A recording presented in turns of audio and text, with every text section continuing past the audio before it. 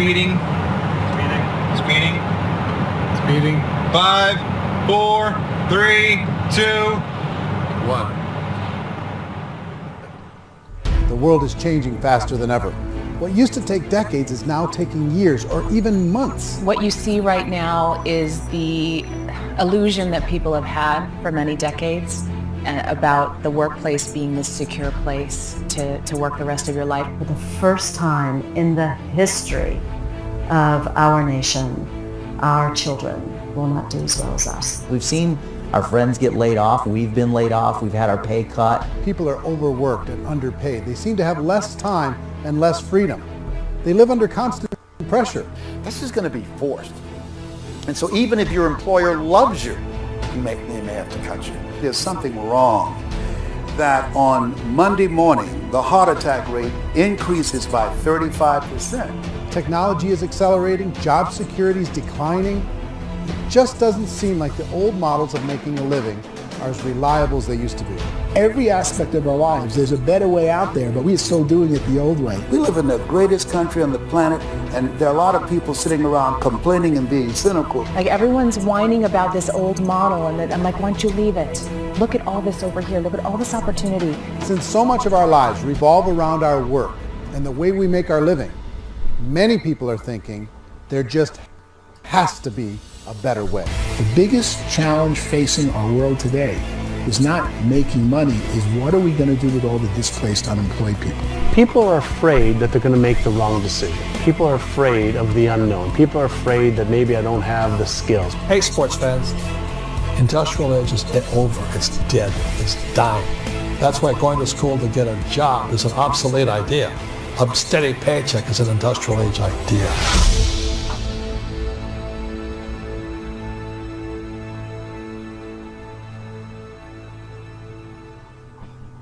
It's the search for answers that has brought us here together today.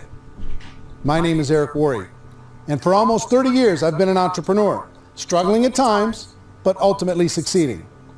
As a best-selling author, speaker, and business owner, I've spent my entire career helping millions of people around the world to become entrepreneurs. And I believe strongly that there is, in fact, a better way when it comes to how we make a living. The career landscape has changed dramatically, and many are still working in a model that is completely out of date.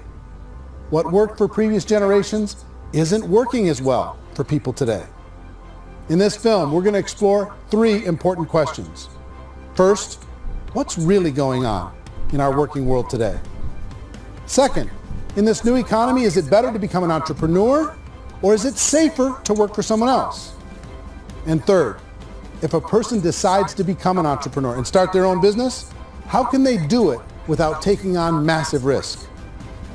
To help in this journey, I've brought together some of the greatest experts and thought leaders in the field of entrepreneurship to share the real facts with you. My intention is to give you new information that will allow you to make choices that are not limited by an old, outdated model. Let's start by understanding what's going on in our working world today.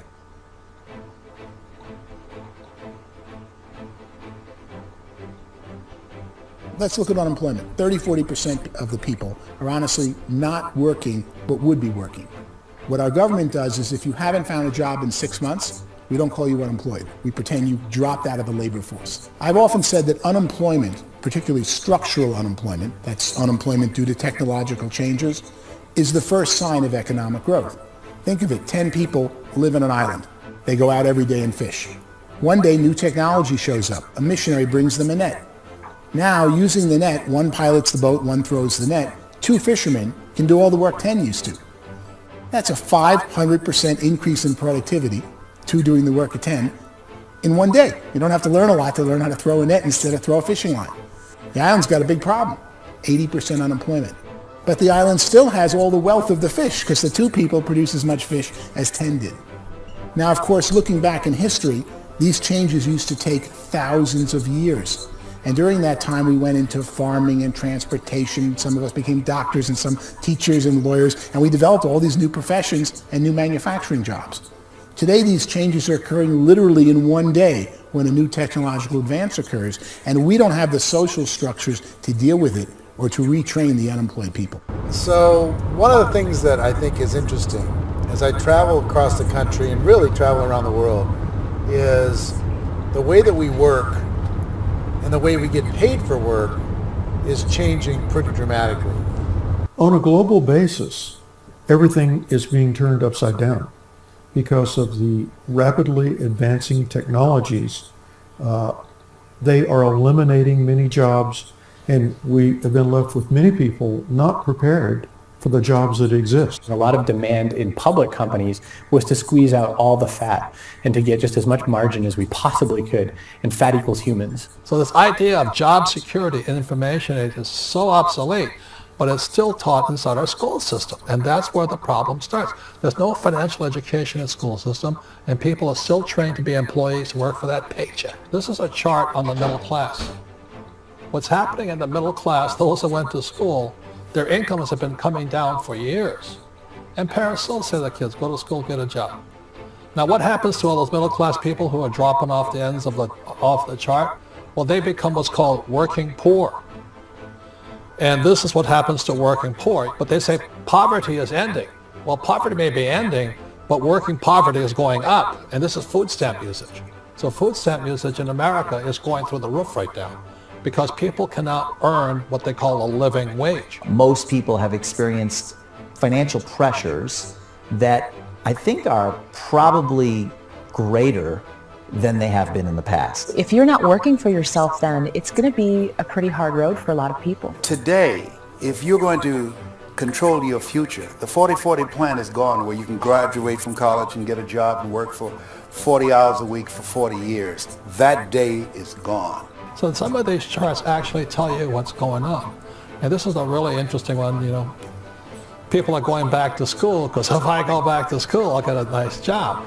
But this is what's happening to, it's called Sallie Mae, which is the student loan guys. Student loan is going through the roof. It's now over $1 trillion, and student loan debt is worse than credit card debt. So when people stopped using credit card, the government got people into student loan debt. And the problem with student loan debt is you can never be forgiven. See, with credit card debt, you can declare bankruptcy and all's forgiven. But student loan debt, you can declare bankruptcy, you still owe it. It's the worst of all debt. But this is the next picture. Look at this chart here. This is what's happening to wages of college graduates. It's going down. So you go to college, you rack up all this debt, but you earn less money. Now, that's not that intelligent. Average person who's been working a lifetime in America today is ending their lifetime at 65 with about $41,000 in assets. They earned just enough to survive. I think in the United States we have something like 17 trillion in debt. That's just the federal government debt. We got another 2 in municipal and in other, let's call it almost 20 trillion government. We've got 40 trillion in private debt. That comes up to close to 60 trillion. When you then add something we never had before, what you were talking about, when we look at the unfunded portion of Social Security and primarily Medicare, Medicaid, that, at the most conservative estimates from outside firms, Kleiner Perkins, 67 trillion and growing. That's more than all our other debt. There's less conservative estimates that say it's 84 trillion or higher. I added up conservatively $127 trillion in total debt. Debt is a financial. When you take it to excess, it's like taking a drug. Yeah, it makes you feel better, it enhances your performance, but at a huge cost, eventually it kills you. And so that's what happens. We keep doing more and more debt, and you get less and less results, just like a drug, until the debt gets so high that it crushes the whole system. That's where we're at, 8.2 times GDP. You know who I feel sorry for?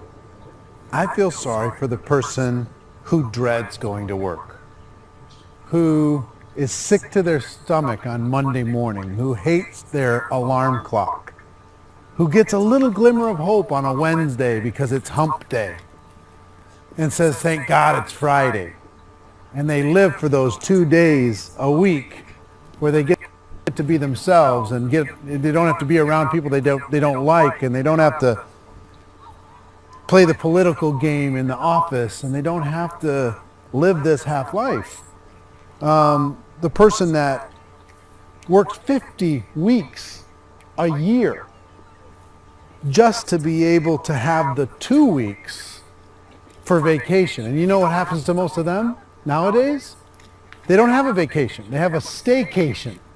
They have time off of work, but they don't get to go where they want to go because they're overextended. They've got all this debt. They got all this situation. They hate their alarm clock. They can't sleep until they're done. They have to spend most of their life in traffic. I feel sorry for that group of people because there's a better way. They just don't know it. I see this really interesting attempt at rugged individuality in a 6x8 rectangle, and I feel like you're all the same, except for the little push pins of the pictures. There's different pictures. Yours is named Jenny, and his is named Sujara, but it's the same people. And this is how they are, and they're just like the zombies, and there's no joy in there, there's no fun. There's always like the wacky woman who decorates her cubicle, and that's the most she can do there. You got to give her credits, right? The wacky cubicle woman. The basis for their life is worry. I'm worried, you know, maybe I'll get fired. I'm worried maybe my company will go out of business. I'm worried I can't keep spinning the plates on paying the bills. I'm worried about how do I send my kids to college. I'm worried, what if the transmission in my car breaks? That's, you know, 2 or 3, I can't fix it. People live in a sea of worry, and it eats at them. Those signs that people held up during the Depression didn't say looking for gainful employment in a cubicle. It said looking for work. Work is what we're looking for. Job is just a unit of measurement. Work is what we're going after. It's time to look in the mirror and say, it's not the economy, it's my economy. It's my little world of where I am. I need to improve. I'm not going to wait for the economy to come back because, frankly, the economy is doing great in this country. So I'm here on Wall Street, the financial center of the universe, the financial capital of the world. This is where most people's money goes to at least be held for a time, right? With interest rates in banks being effectively zero, and many experts are predicting it's going to stay at zero for the next 10, 20, even 30 years, people feel like they don't have any choice but to put their future into equities, to put their future into the hands of other people on this stock market, and hope that the stock market goes up, hope that the stocks that their advisors pick or that they pick goes up. That's one way to go, I guess. It's my personal belief that if you put your future into the hands of yourself, in other words, you have earning power by yourself, I think you're a better investment than these guys. I think you controlling your future is a better option than handing over your retirement to these guys. The average household income in the United States is approximately $50,000 a year, what they call the middle class. To reach the top 25% of income earners, you need to earn at least $90,000 a year. To reach the top 10% would be a household income of $140,000, the top 5%, $190,000, and to be in the top 1%, you'd need a combined household income of at least $380,000 a year. So here's the question. What do you think would give you the best chance to move up and get to the top 10%, the top 5%, the top 1% or beyond? In my opinion, and in the opinion of many, many experts, the answer is to become an entrepreneur, to become your own boss. I think you have to be a business owner. I can't, the only time I ever say to someone it'd be great to be an employee is when they've already told me they've surrendered. I only tell people who are wounded spiritually that they should be an employee. And it's that feeling that you get when you pick up the backpack off the little Cub Scout and say, "Don't worry, little guy, we'll get you back to the camp." You know, it is in no way a kindness when I tell someone they'd be a great employee. The other status symbol really increasingly is lifestyle. People who can own their own business, maybe even work out of their house, that I tell you, people admire that. Like, gosh, I wish I could do that. The spirit of the entrepreneur is to be a risk taker and to be resourceful and unstoppable and to have a vision of yourself beyond where you are and not willing to settle for life as it is. Think about the great entrepreneurs. They're visionary. They have heart. They're willing to do today what others won't so they can do tomorrow what others can't. Personally, I don't think of the new economy, the old economy. I create my own economy. The entrepreneur's in control. I decide what the economy is going to be like. In the world of entrepreneurship, there are no limits. you can make as much as you want, depending on how much you want to work and how smart you are and how great a team you put together. There's no more lifetime rewarding business than being an entrepreneur.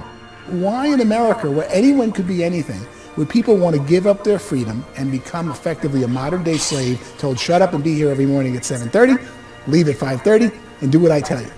If people decide to become an entrepreneur and work for themselves, they have some traditional options, but they're riskier than you might think. Any kind of a retail business, retail build-outs, is extremely expensive.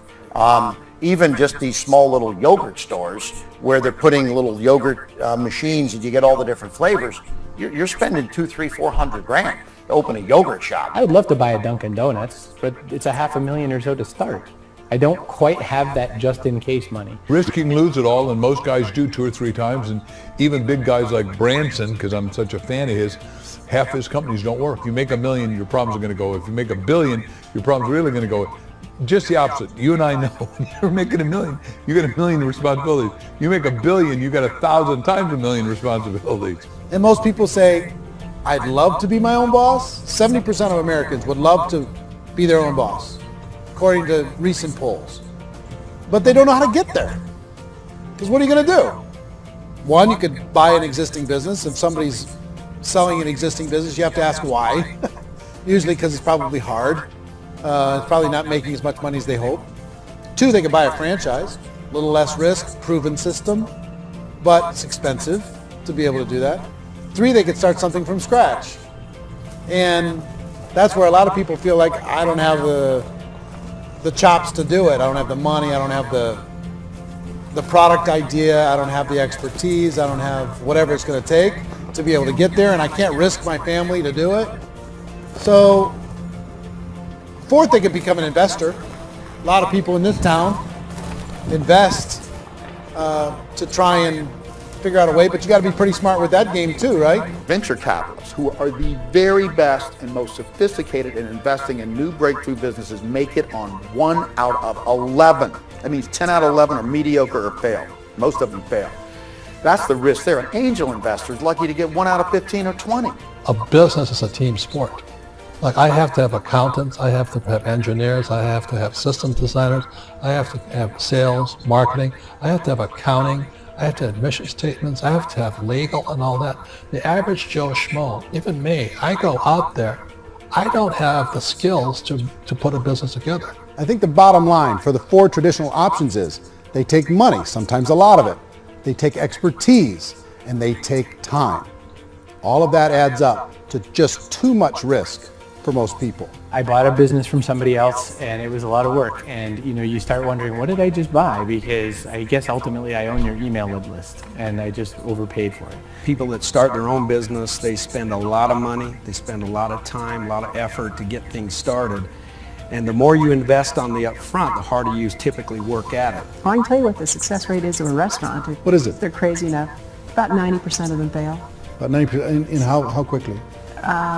Year less. Wow. And if we're talking non-franchise, we're talking franchise, Sure. that's totally different. Yeah. But our students aren't getting franchise restaurants. You gotta invest the big money. Exactly. And with someone like McDonald's, you've had to work with the company for a long period of time, really know the To even have a inside chance at investing $1 business. million. Have a chance, and it's a slim chance. What if there was a way that you had all the proven aspects, the comfort aspects, and you could still control your own life? What if there was both? In other words, you didn't have to create everything from scratch. You didn't have to be a super leader. All you had to do, what if there was a proven product already? You didn't have to create the product. And there was a proven system already, proven training already. Everything except an employer. That was the only thing that you didn't have. Do you think more people would be open to working for themselves in that environment?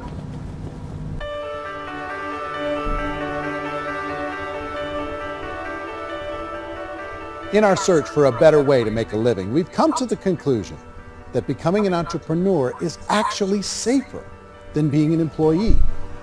And through our look at the entrepreneurial options, one particular path kept coming up from expert after expert.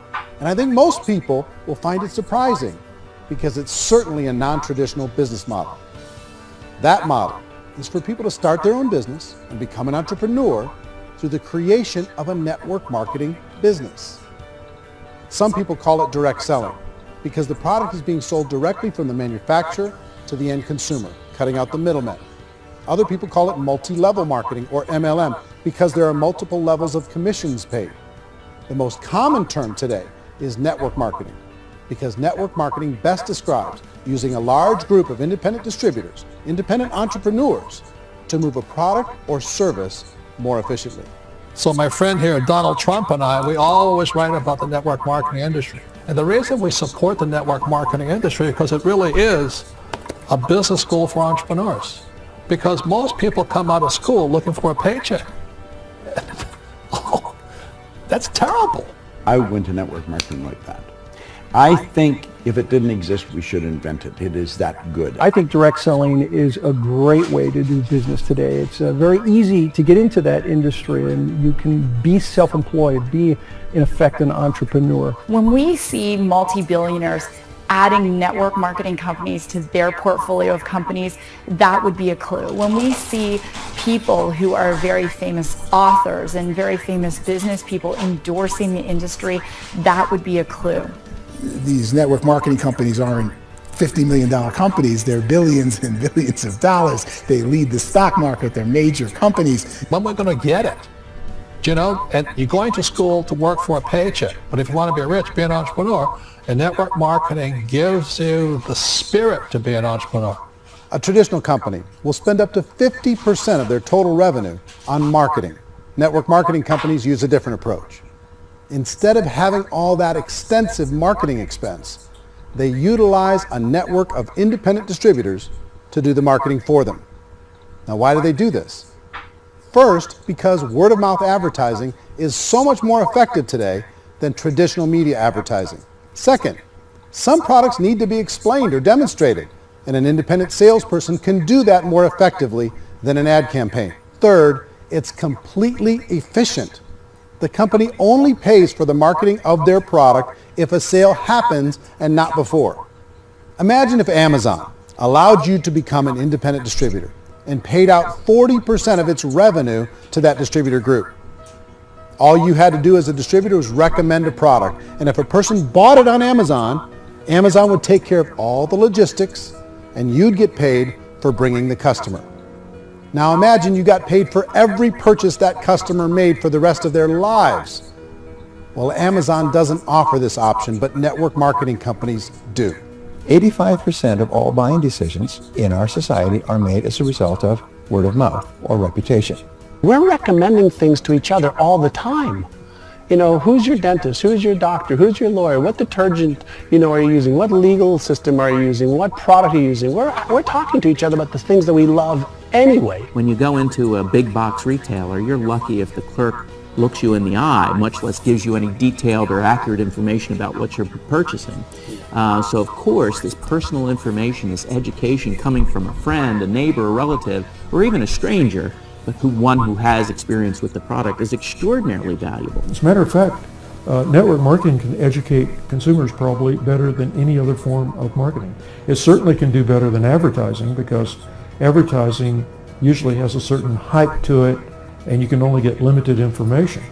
So, network marketing trumps advertising. If you were a typical sales company and you wanted to sell $1 million a month worth of product, you might go find 100 superstar salespeople. The quota would be $10,000 a month. So network marketing as a distribution system just flips the numbers. So we use 10,000 happy, raving fans of a particular product, and we don't concern ourselves so much with how much product each one of them individually sells. If they sell just $100 or $200 a month, and there's 10,000 of them, you're selling $1 million to $2 million a month worth of product. And that's the best way I can explain how network marketing works. This is the marketing arm of the company. There's not money being wasted on bricks and mortar. There's not money being wasted on inventory that's sitting stagnant somewhere. There's not of employees standing around that don't have customers.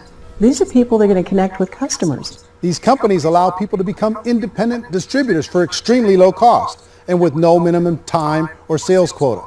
Essentially, they own their own business and can provide as much or as little sales as they choose.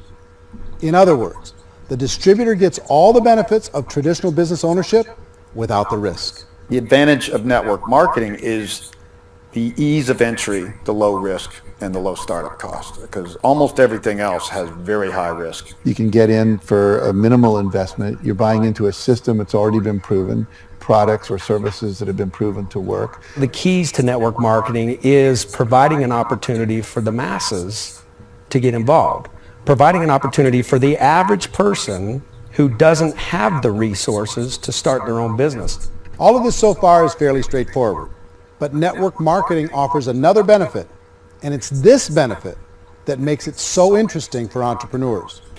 Network marketing allows a distributor to build their own network of other distributors and then compensates them on the sales created by that entire group. Direct selling is, at its base, very simple.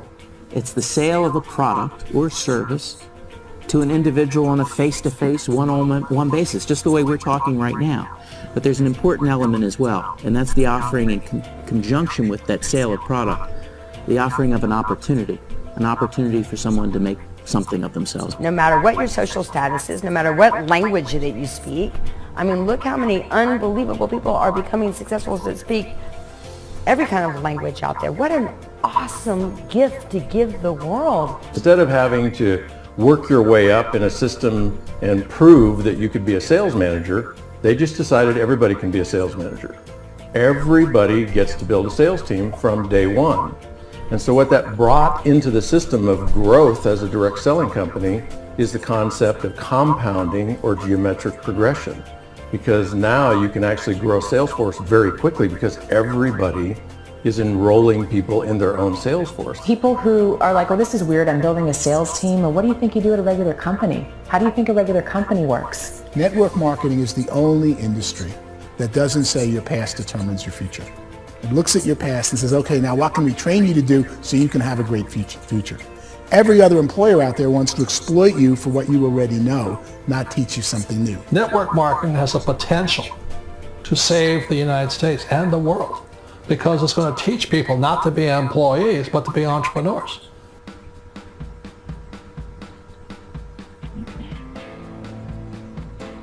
According to the Direct Selling Association, if you add up all the network marketing companies around the world, they combine to do over $178 billion a year in retail sales. To give you an idea of how big that really is, the NFL, the National Football League, does approximately $9 billion a year. The music industry does a little more than $16 billion a year, and the movie industry does about $80 billion a year. Using a conservative average, network marketing companies pay their distributors about 40% of that $178 billion in the form of commissions, which adds up to more than $71 billion a year. That's almost $6 billion a month. It's almost $200 million in commissions every single day. So it's certainly working, and people are making serious money in network marketing.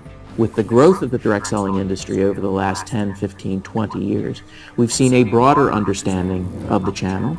We have seen more and more people getting involved in the business, so our penetration in the marketplace has increased, and thus the understanding in the marketplace of who we are has increased. And we've seen non-direct selling companies look at the direct selling model and say, something's going on there.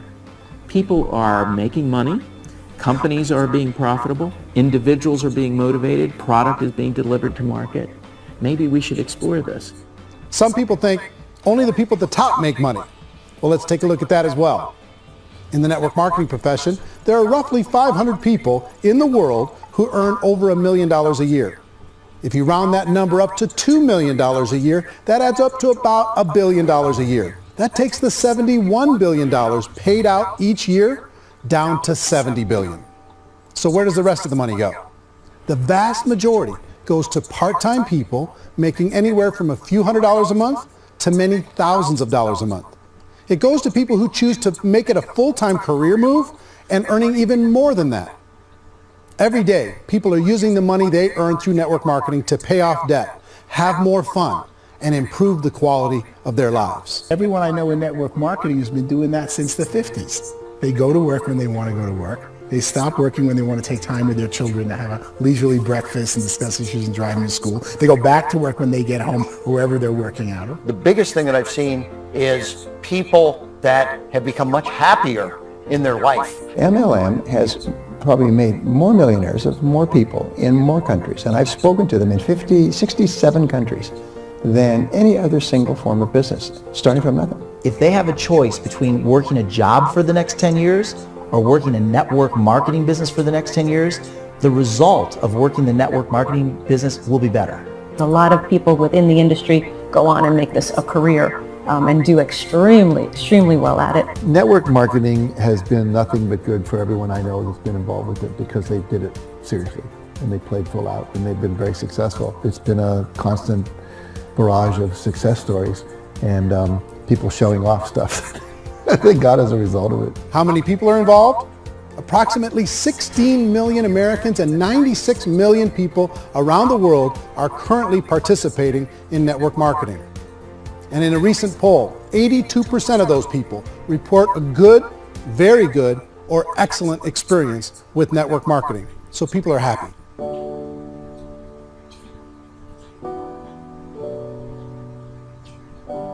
So I've taken a look at the network marketing profession and really tried to understand why so many people are confused as to the validity of this as a business. One is this pyramid shape. People get really messed up with this pyramid. Oh, it's one of those pyramid things. So I just think there are a lot of haters out there who really don't understand the industry and say, oh, it's a get-rich-quick scheme. It's a pyramid. Well, corporate America is a pyramid scheme. You know what I mean? It goes like this. You have thousands of MBAs, let's say working for Ford or General Motors or Coca-Cola. If all these MBAs are all trying to get to here, that's a pyramid. Only one guy's going to make it. Every 10 years, one's going to make it. Whereas you look at network marketing, it's like this. So you're here, and your job is to develop other CEOs coming up behind you. So it's an inverse pyramid. In network marketing, it's a very simple concept. If you sell product, you get paid. It is paid based on production. There is no first mover's advantage. There is no investment component where the more somebody spends, the more they're entitled to make. So the two are polar opposites of each other. It doesn't matter what shape the company is or the compensation plan is shaped, whether it's a circle or a pyramid or a triangle or a trapezoid, it doesn't matter. If compensation is coming primarily from recruitment, then you've got a problem. On the other hand, if an operation is basing their compensation to participants on the basis of sales, even when those sales are generated by people you've recruited, well, then you're a perfectly legitimate enterprise. That's the legal test, it's the practical test. Another issue that's been true in the past that is no longer true now is people used to be in network marketing loaded up with products that they couldn't sell and they ended up a loser. They ended up with a bunch of product in their garage, they ended up with a bunch of products sitting in their kitchen shelves or whatever, and they thought they could sell it and then they weren't willing to or able to sell it and they ended up with a bunch of stuff and they were bitter about it. There was this thing called front loading where you had to buy if you bought $25,000 worth of product, you got better commissions and all this. Today, it's almost all done by computer. It's direct mail comes from a warehouse somewhere else. You don't have to have all this inventory. You don't have to stock up. It's a paperless world now. Most of it's done online. You have a back office. It really works. And the technology has changed everything. Third issue is people start talking about 99% of people in network marketing don't make any money. Well, we've talked about that over the course of this journey together. Almost $200 million a day is being paid out to network marketing distributors around the world. The naysayers, the people who say that it doesn't work, are usually the ones who just don't know how to make it work for themselves. And so they're giving you an opinion, and I tell people don't confuse people's opinions with expertise, because opinions are free. And don't confuse sincerity with the truth, because people can be sincerely wrong. But here's the reality inside of network marketing. The vast majority of people that get involved in network marketing just become customers, and they get involved to be able to purchase product at a lower price. If you take Costco as an example, if a person goes into Costco and gets a membership to Costco so they can get a lower price on the product, we don't call that person a loser because they have a bunch of product that they walked out with with a smile on their face. Yet when some people want to take a look at network marketing, they say, well, those people, they're just using the product and they aren't earning an income, so they must be a loser. They're not a loser, they're a happy customer. That's the vast majority of people that are involved in network marketing. Now, a smaller percentage of those people decide to go build a business. They earn $300 a month, $500 a month, $1,000, $2,000. That's the bulk of earnings in network marketing. And then there's the few that really decide to take it serious, really decide to build a large network, really work to make that network very, very productive. And those people make huge amounts of money and there's no cap. What I do as an outside economist, just somebody looking at this industry like any other industry I speak and say, look, what's the realities of this? 1% do incredibly well. 10% generate some additional income at pretty low risk and effort. That's not, and 90% of people roughly end up customers. One thing that I think is real when it comes to people's perceptions about network marketing is people put this, and distributors, I think, involved in network marketing have some responsibility for this. They have sometimes unrealistic claims about the product or about the income. Most people who become distributors, they want the money, they want to be successful, but they don't have the skills. They don't know what to do. And when people don't know what to do and they're in a new business, they're scared. And when they're scared, panic and desperation kind of sets in. So they think everyone they talk to has to get in. So if I talk to you and you say, well, no, I don't have time to do that, they're like, no, I need you. You have to do this or I won't be successful. So I start clawing on you. I start that desperation. So then I start making claims about the product, which are not appropriate, probably not even true. Or I start saying, let me show you how you can make all this money and you don't have to do anything, Eric. And so you just totally misrepresent the opportunity, and you're clinging with people because you think you need everybody to be successful, and you don't. You know, one of the messages that I try to deliver most forcefully to companies as well as salespeople in direct selling is that you don't have to overpromise. The reality is in network marketing, there's a lot of hard work involved. There's a lot of effort. You're going to have to develop yourself. It's a business like anything else. It's going to take some time, but in my opinion, it's better.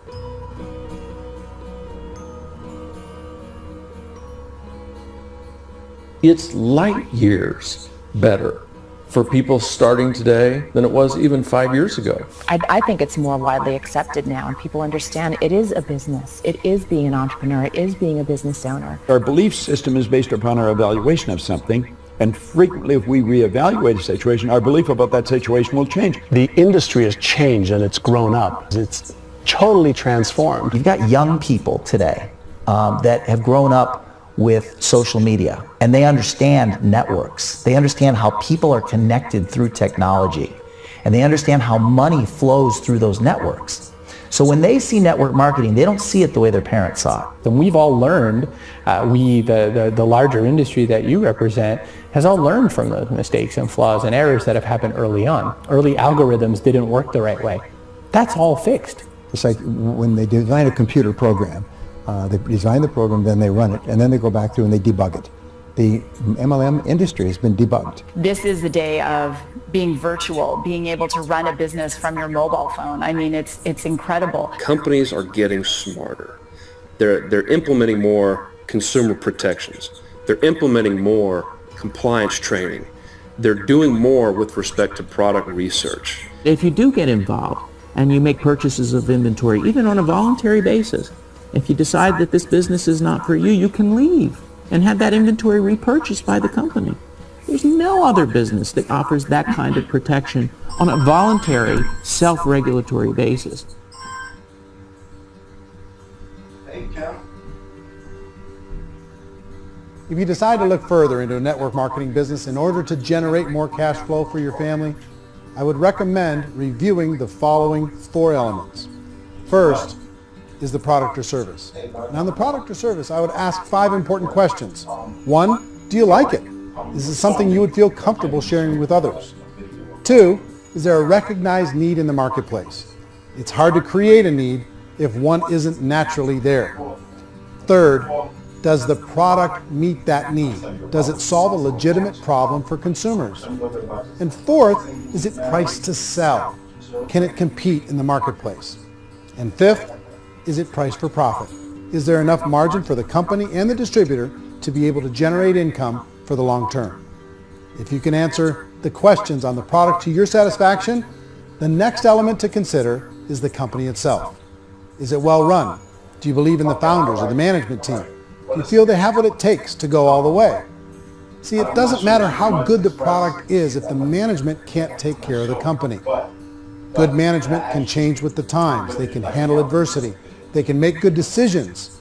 Make sure you choose a company that can serve you for a long time. The third element to consider is the compensation plan. And with that, there are three important things to look at. First, a brand new person needs to be able to generate some money fairly quickly.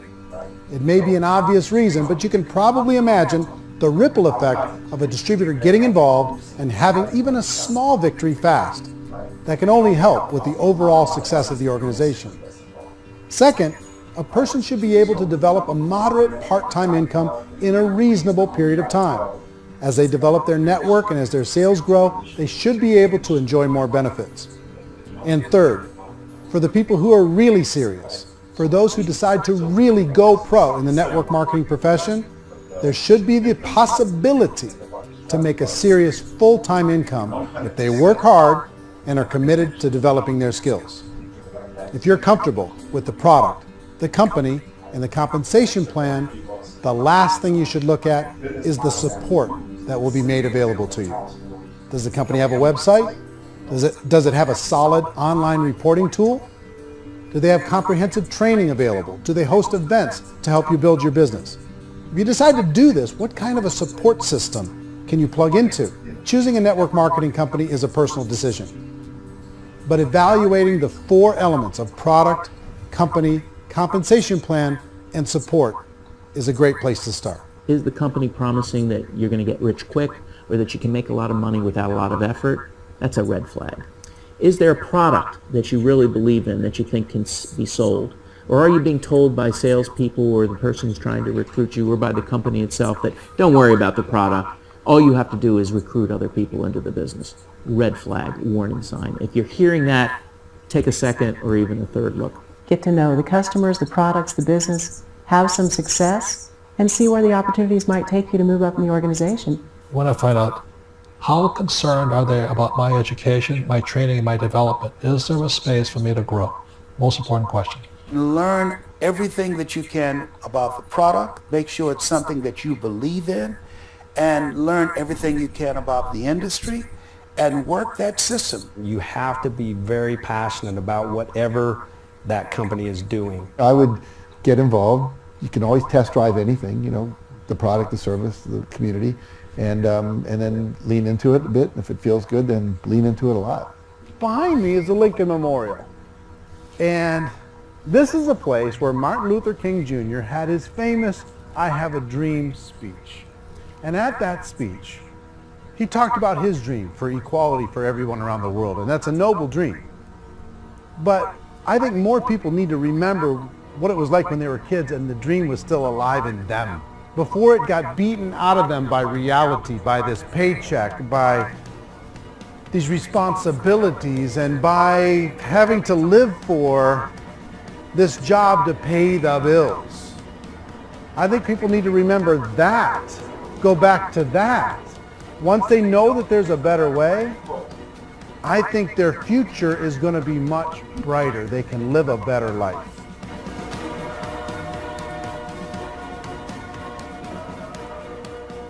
So if you're considering getting involved in a network marketing company, let me offer you just a few pieces of advice. First, network marketing isn't perfect. It's emotional, it's challenging. Like any entrepreneurial venture, it can have its up days and its down days. But if you have an entrepreneurial bone in your body, it's just better. Second, if you're going to do it, decide to be professional. Decide to go pro. It's better to do that than just be this amateur sticking your toe in the water. Third, as any professional, you're going to have to learn some new skills. And I promise you, inside of the network marketing profession, they're not too difficult to learn. Fourth, like anything worthwhile, it's going to take some time. Don't expect that you're going to get to the finish line right out of the gate. And fifth, it's worth it. It's worth it to be able to take charge of your life again. It's worth it to be able to control your own financial situation. It's worth it for the people you're going to be able to spend time with. It's worth it for the things you're going to be able to see and the experiences you're going to be able to experience. It's worth it for the causes you're going to be able to contribute to, the lives you're going to be able to touch, the customers you're going to be able to help, the friendships you're going to be able to develop. I promise you, it's worth it. Remember, most people are searching for answers just like you are. But I do have to tell you the catch to network marketing. If there is a catch, if you want to understand this from an emotional point of view, people say, well, it sounds too good to be true. It's not. It's hard work. But here's the catch. Most people still don't understand it. So you're going to have to endure the loss of social esteem from ignorant people. The uneducated will think less of you. Now, if you can handle that, you're on your way. If that's going to destroy you, you know what? Entrepreneurship in general probably isn't in your future. If you can face that catch, you can become unstoppable. I want everyone to really contemplate this if they're not in network marketing. You're in a job, you probably have a mortgage, you have rent, you have debt, whatever's going on. You're in a prison. You work just hard enough to keep them from firing you, and they pay you just enough to keep you from quitting. Come on! I've been there, done that, and bought that t-shirt. In network marketing, if you run into failure, it's really just a homework lesson for yourself. There's no one to blame. You really have no excuse not to be successful. You just don't. People don't want to hear that, but there's so much available to you. If you want to be a good network marketer, be a student to the people above you, be a fellow traveler to the people on the same level, and be a teacher to those below, and know when it's appropriate to do which. People who are not afraid of asking people to buy things, or not afraid of persuading people with a chance they may say no, these people own the future. Nothing happens until something moves. So you got to go move, you got to go do something, or nothing's going to change in your life. In the beginning, you're going to do a lot of things that you don't get paid for. But as you go down the road, you get paid for a lot of things that you don't do. And your job is rehabilitate the spirit, the entrepreneur spirit in all of us. You get it back. Either give it a strong yes or a strong no, but no wishy-washy, dilly-dally stuff in the middle. There's dreams and there are nightmares, but I believe that the biggest nightmare of all is when you don't pursue your dream. You're going to see some monumental growth in this profession. It's an exciting, exciting time to be involved with the network marketing profession. The next 10 years, I see just exponential growth. When that tipping point comes, it's not a matter of asking somebody, have you ever heard about network marketing? You're really asking them, which company are you building your wealth in? We are here to fix the world, to improve relationships with other people, to improve other lives. And the real reward comes as an entrepreneur at any level from teaching somebody something and watching them soar. There is no greater reward.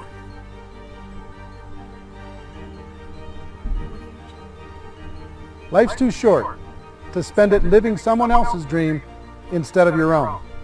It's too short to spend it living at a fraction of your potential. Can being an entrepreneur be a challenge at times? Sure. But here's what you get in exchange. It can be yours. Something that you built, something that you created, something that you made happen. This balloon represents your dream. It represents entrepreneurship. My wish for all of you is that you would reach out and grab it. The choice is up to you.